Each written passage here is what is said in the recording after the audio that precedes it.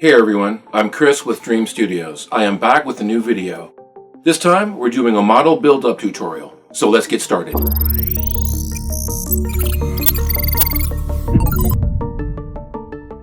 In this video, we'll be building not one, but two ILM studio scale models. These are versions 1 and 2 of the probe droid dispatch pods seen in Empire Strikes Back. Both versions were made for production. If you haven't seen it yet, check out my ILM Model Shop tour video from last year, where you'll see one of these pods on the bench. I'll start us off by doing any necessary trimming and cleaning. I do some prep work to be able to fit blue LEDs into the nozzles. I spend a fair amount of time showing you how I established mount points to fit inexpensive panavise mounts. These are then mounted on simple wooden bases. Then we head into assembling, masking, and painting these models. The electronics are installed, and we finish with some weathering tips. Let's go ahead and get these started. Here we are, everyone. These are the Probe Droid Dispatch Pods, studio scale. We have version 1, we have version 2. I was going to do separate build-up videos for these guys, but I figured these will be pretty fast builds. They're mates, they're practically twins. So let's go ahead and do both builds all together. I'm going to show you how easy these are to build up and paint. So here is our look. I've got a separate video that takes you more in depth into these model kits. I examine each piece, show you how it all goes together, how it all fits in, how the keys work. But this time we are going to build these up, we're going to paint them, and we're going to mount these. I've got the little electronic package courtesy of Voodoo Effects right here. Special resistors and blue LEDs that'll go in those engines. I've got panavise mounts over here ready to go. And let's go ahead and jump into this tutorial. Depending on how clean your 3D prints are, how you support your models, how big your standoff connect points are, you probably won't have to do any cleaning on these small pieces at all. Just nothing will be necessary on these at all. When I ship, if you buy the 3D print from me, there's absolutely no cleaning necessary on any of these small parts. The big parts, because they lean on my print bed, on two of the edges, you may need to do a little bit of scuff sanding. You probably don't need to. As a matter of fact, I'm looking at this one really close. This one is aimed down on the build plate, so there could be a few little things here on the vents, standoff supports that left a little nipple, little pimple sometimes will be left on these, so you can just real quick get rid of that. Oh boy, it's so hard to see. You'd really need a magnifying glass to see, but there's a little bit of standoff pimples. Sometimes there'll be like a tiny little microscopic crater, like the size of a pinhole, but really super hard to see. I can see a couple. You probably can't even see it on the camera, even if I'm super close. But there's a few little areas. I think I'll get that just real quick with. I've got some 150. Is this 200 or 100? This is 150 paper. You can use 200. If you see any little areas.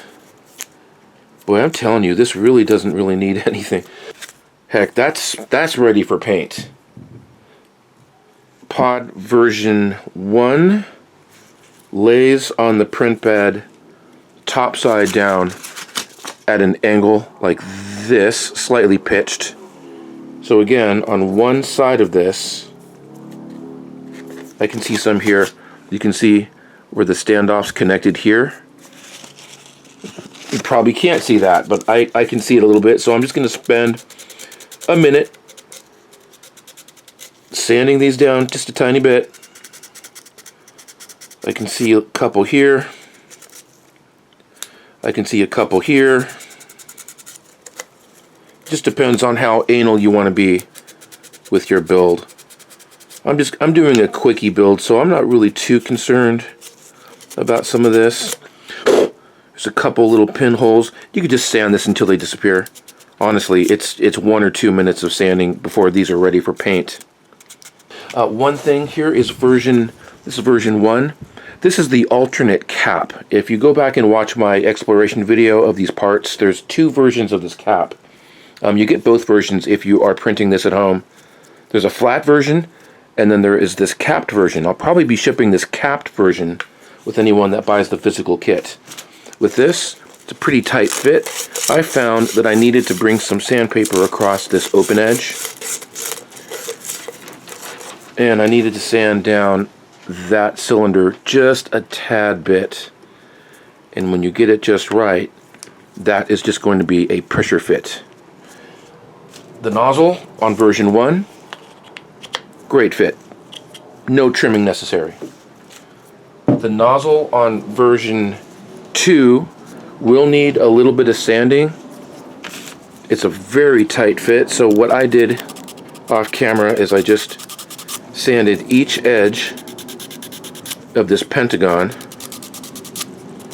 and I was just getting it trimmed down a little bit so that it's going to pressure fit. I've got a little hash mark. I was sanding this to make sure that it was going to fit one way perfectly, so I've got a hash mark here showing me, hash mark here, and I might have sanded a little bit too much, but it's still a really pretty tight fit. I'm probably not going to glue this nozzle down so we can access that LED. Okay, that is a really good fit. But again, you may need to sand that down a little bit. Same with the star medallion cap. This is for version 2. I sanded...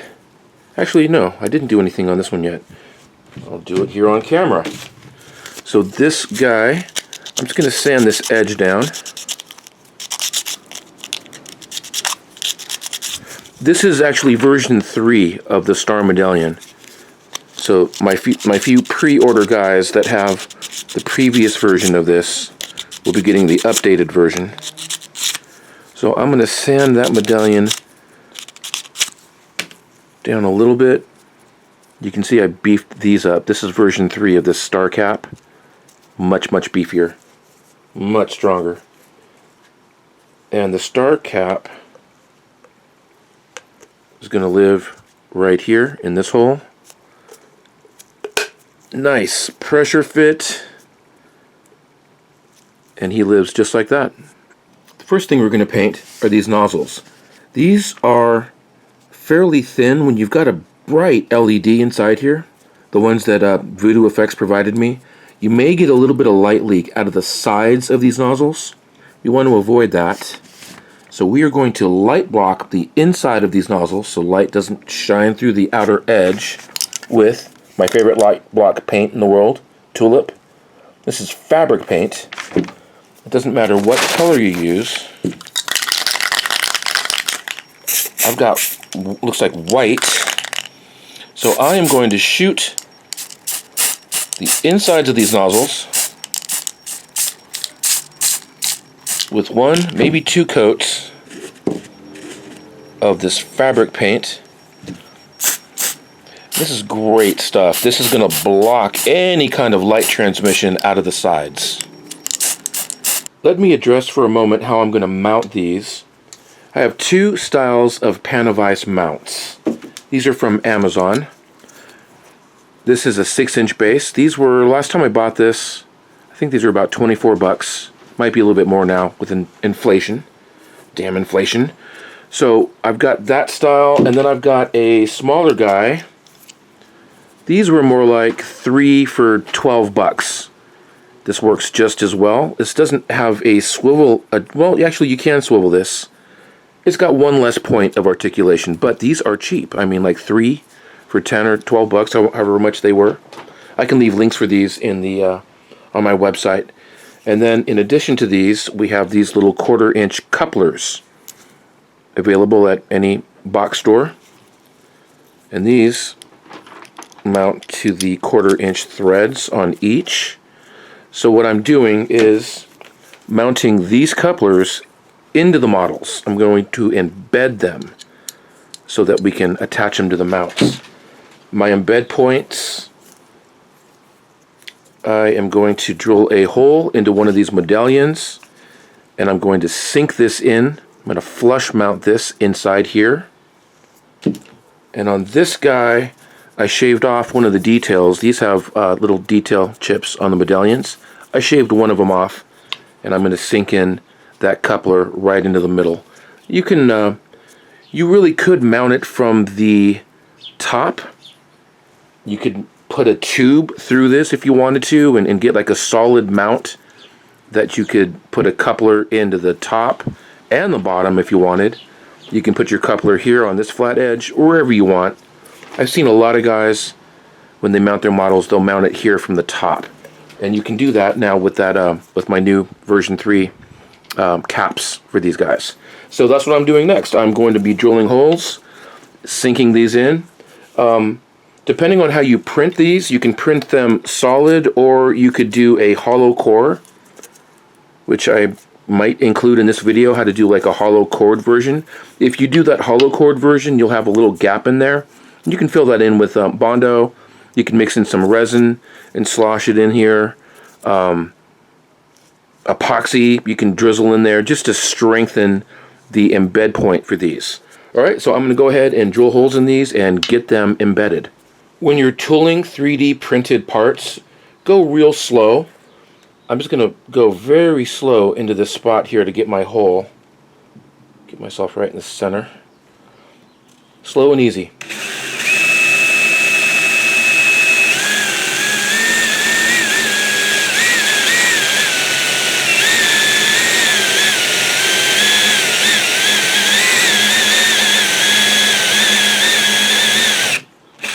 Until we are all the way through. I use a special blend of resin. So when I print your parts, if you're getting the 3D printed part from me, there's a little bit of flex agent in with the tensile strength resin. So if you print this and you plan on doing it this way, make sure that your resin is not brittle. Make sure it's a strong resin like this.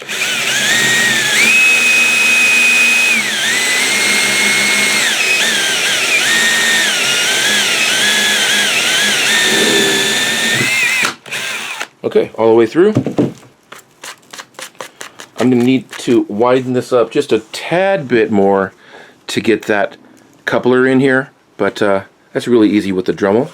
Alright, and I'll just do that for the next guy. To widen that hole, I switched from my cone sanding bit to this guy, and it just took me a minute of widening that hole. Now I got a really nice flush mount for that, that coupler.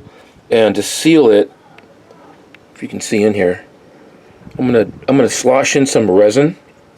I might use a little bit of CA. Boy, it's in there. I don't know if you can see it. So I'll just go ahead and embed that with a little bit of casting resin. If you don't have any casting resin, just go ahead and slosh in some a little CA, a couple drops of CA, some Bondo, spread it in there with the stick. There's plenty of access room, and seal that guy in. And now we've got our little coupler for mounting. Alright, couplers installed. Here's what that looks like mounted up. This is the longer 6-inch guy, but nice and stable, and we are ready to move forward. I have the wires fed in through my access hole, and I've got them coming out of the nozzles. This one was really easy to do since the opening is so big. I made a little hook tool just out of some baling wire because I needed it to be able to fish the end of the wire through this smaller hole down here. But just took a minute, and we've got our futures here. These will be my stands. These are just wood blocks. I did some kitchen remodeling, and spare junk lumber is good enough for these bases. So I'm going to mount, I made a little pedestal out of a sideways piece of 2x4. So I'm going to go ahead and mount the little base to the top of him. The 6-inch base will go on top of this guy with no riser. And they both live about the same level, so these will display really nice together. And I'm just going to glue these down, screw these down, and that is it for the bases. Before I paint this one, this is version 1, I'm going to go ahead and mount the cap. You can leave this separate if you wanted to, so you can access in here later. But to paint this, just get in there. You can pry that out later if you wanted to from the other side, but I'm just going to leave it right there. That's an option for a top mount if you wanted to, right there. I'm not going to need it, so I'm going to paint that in place. For paint, you guys, I am using Archive X Stormy Sea. This is the true color for these, ILM Stormy Sea. For the nozzles, they look a little gray to me. I decided to use the 1975 Concrete. Both Archive X. Great paints. Before I paint the outside of the nozzles, I'm going to paint the inside of the nozzles.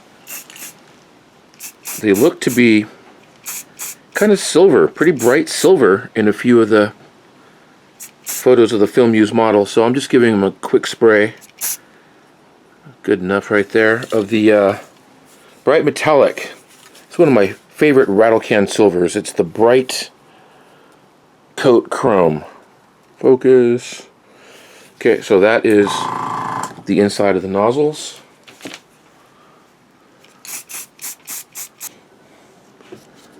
The outside of the nozzles is that Archive X 1975 Concrete color.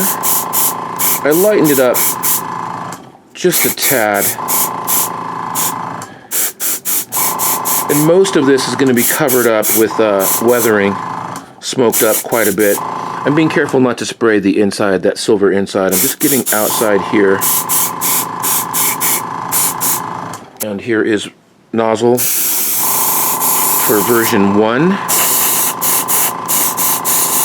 Again, I'm being careful not to coat that inside silver.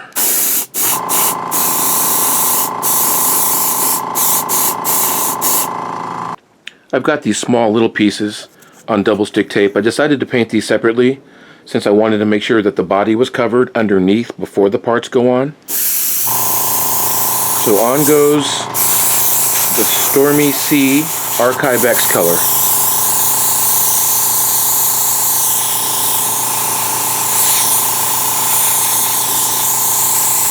Now that we have that base coat down, we can start doing some assembly.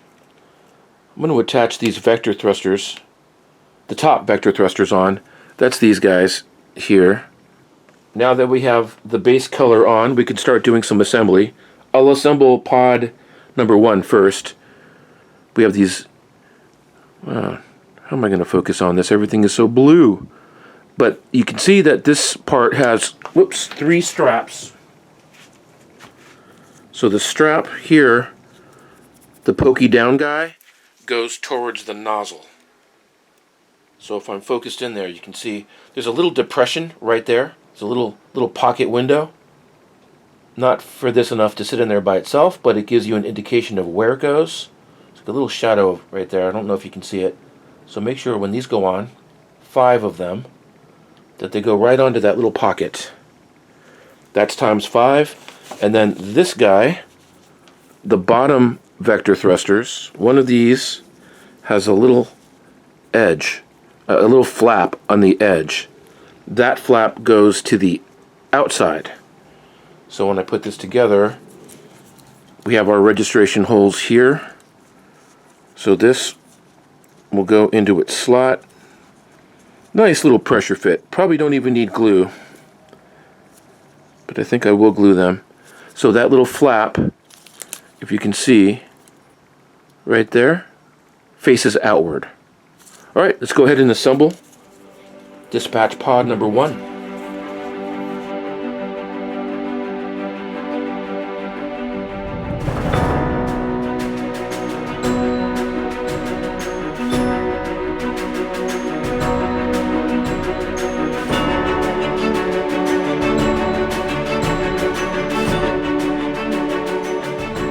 Alright, I'm taking a break from this time lapse so I can show you what I'm doing. I've got some spray kicker, and I'm just giving just a little bit of spurts on these top guys, just to make sure that they're sealed in nice and tight. And these guys, I'm deciding, just in case this thing falls, I'm I'm not going to glue the rest of these down. These little guys here, they can be a bit fragile, so when you're handling these, just really be careful. So actually, they just pressure fit.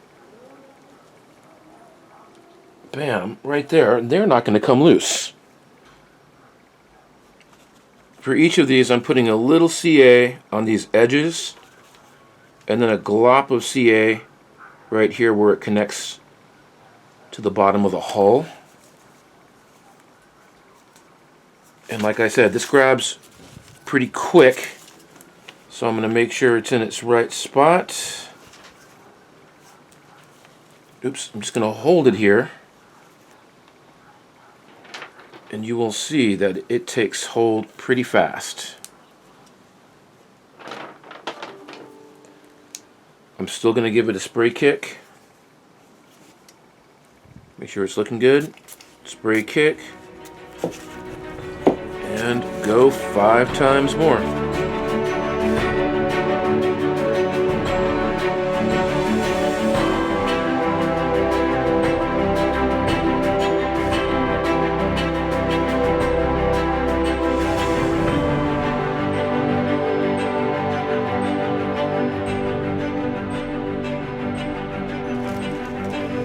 I didn't test fit this before I started painting, so I'm just going to loosen this one up. It's a bit tight. Just loosen up this cap a little bit.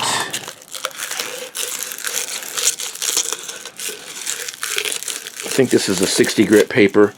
And before you pop it down, make sure that those prongs are lined up on those corners. Boom. Oh, that's satisfying. So that's in place. Okay, check this out. I've got these bodies almost fully assembled. Besides the nozzles, all the parts are on here.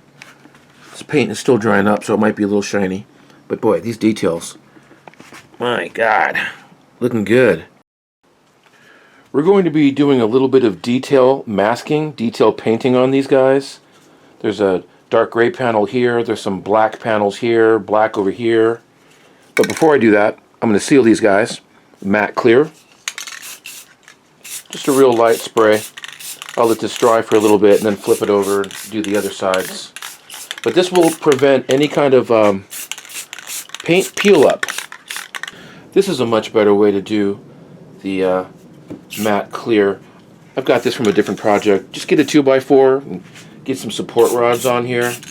That way I can do this all at once.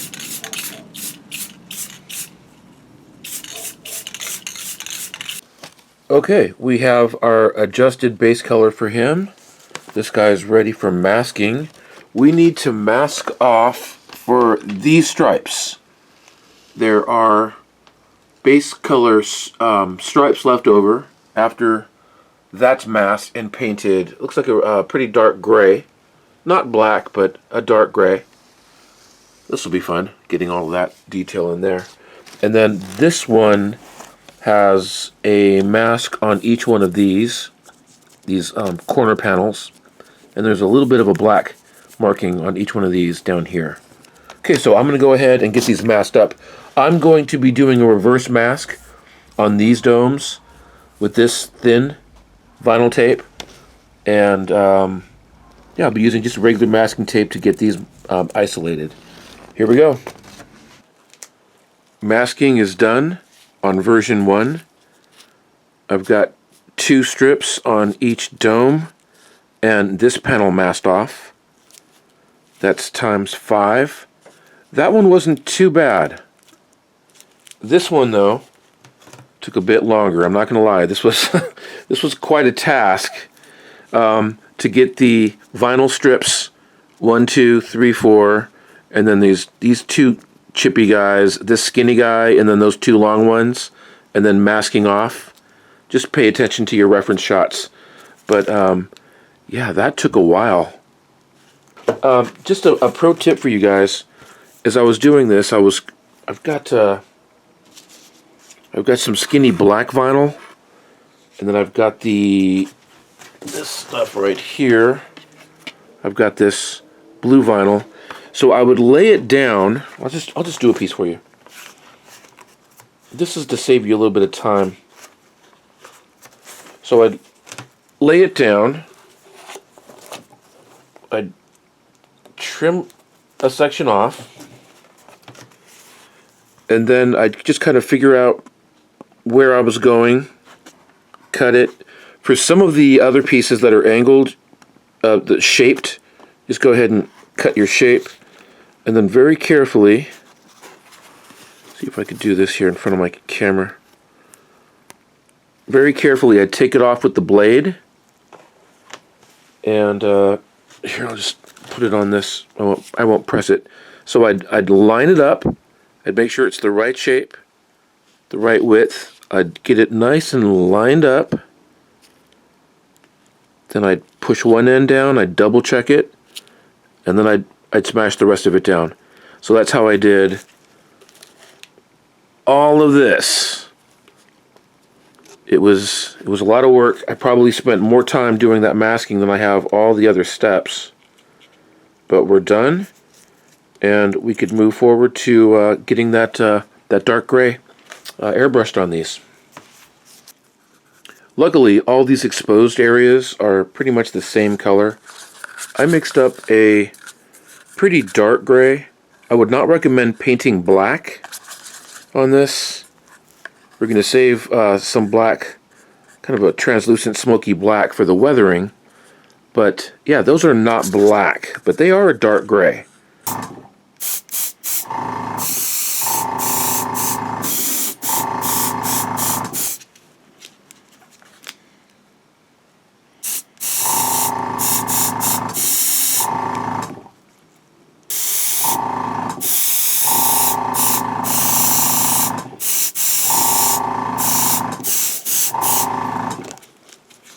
So this squirrel, she's back again.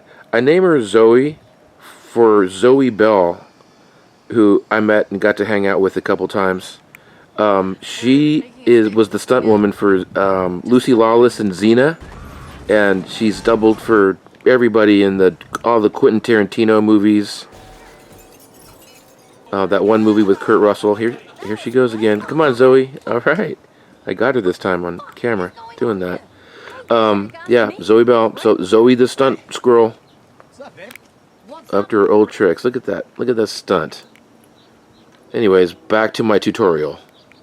Okay, let's talk about lighting. I'm not going to get too involved with the lighting portion of this, but suffice it to say I've got my wires coming out of the bottom where the engine assembly will mount. I've got my negative wire that'll connect directly to the LED. The positive wire, I've got an inline resistor right here, shrink tubed in place. So I've already pre-prepped this guy. So this guy already has the wires coming into the nozzle, the two wires coming out, and those will connect to a 10mm blue LED. You may want to widen the hole in the bottom of that just a tad bit and be really tidy when you get that shrink tube on this. You don't want a lot of excess. You want that to squeeze in really tight so it goes in through the hole. Turns out you don't even have to glue those nozzles in. They just pressure fit right in there. So I've got my wire coming out that'll run down the panavise base. Both LEDs tested. Time to weather. I have a brown grime and I have a black grime. I'm going to be applying these with an airbrush. I'm starting with my my black grime. The engine is caked up pretty good. And since I didn't glue these, since these hold in place, I'm going to kind of get behind it a little bit.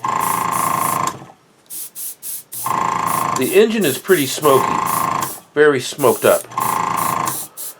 But I'm going to come at it real slow. I'm going to sneak up on that weathering. But yeah, I'm going to do that for him.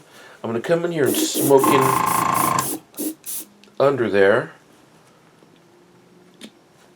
Okay, so I got a little bit of a start. Just real subtle. Just sneak up on it. These nozzles. I'm going to turn my pressure down just a little bit. There we go. So I'm going to get these, I'm going to hit these nozzles.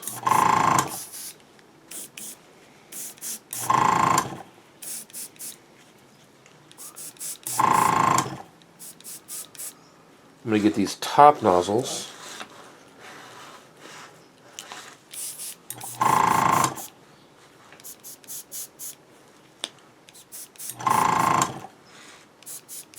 Real subtle. And just so the rest of this isn't looking so new, I'm going to turn my pressure back up. And from a distance, just weather it a little bit. Alright, I think I'll switch over to brown. Alright, I've got my brown loaded up. And again, real subtle. This is just to give it just a little bit of color variety. Again, I'm going to take this guy off. I'm going to shade it. I'm not coloring inside the nozzle. From some of the reference shots, that's looking very silver. So I'm keeping it raw silver. But the rest of this, giving it some smoke color. Alright, so this brown, just a little bit. It's looking too new over here, so a little bit of brown right there. A little brown.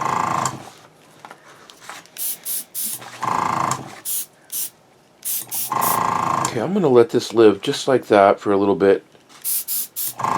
Look at it from a distance and carry on with this guy. Same techniques. I've got brown loaded up, so I'm just going to start with brown. So he's smoky, smoked up engine, smoked up lower area. I'm going to carry it up the spine.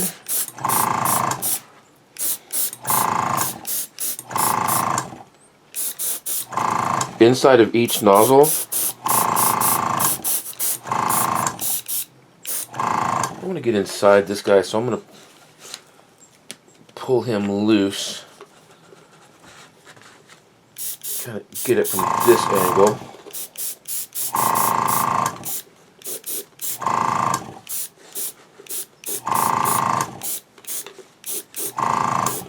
Yep, like that. But if you look here on these tabs, there's a little bit of smoke color. Tiny bit, kind of a big heavy blast there, but like just a real subtle around these guys and on the body. Okay, so the tines, I've got my pressure real low, and I'm just going to barely just touch it. Each one of these. Barely on it.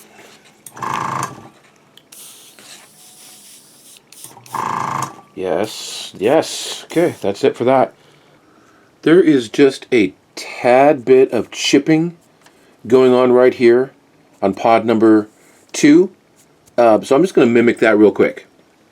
I have one of these chrome pens, so just very subtly, I'm just going to, just dots, a couple dots here and there is what I'm seeing. Maybe a couple, just little things like this. It might catch the light a little bit in a few photos.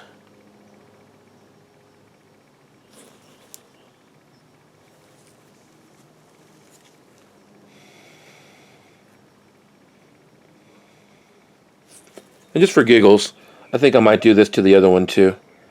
Even though it might not be accurate, looks kind of cool. Just a couple little specular highlights. Alright, I think that'll do it for these paint jobs. Let's go ahead and mount these to the panavise mounts and see what we have. That is it. Look how brilliant these lights are and these engine bells. I am so pleased. Bases are cool, real simple, cheap bases to make. And let's take a look at these in better light and wrap this video up. Very happy with the weathering, with the colors on these. This video camera is desaturating these. This version 2 is much paler than version 1. And it's a lot bluer in real life than it looks on camera.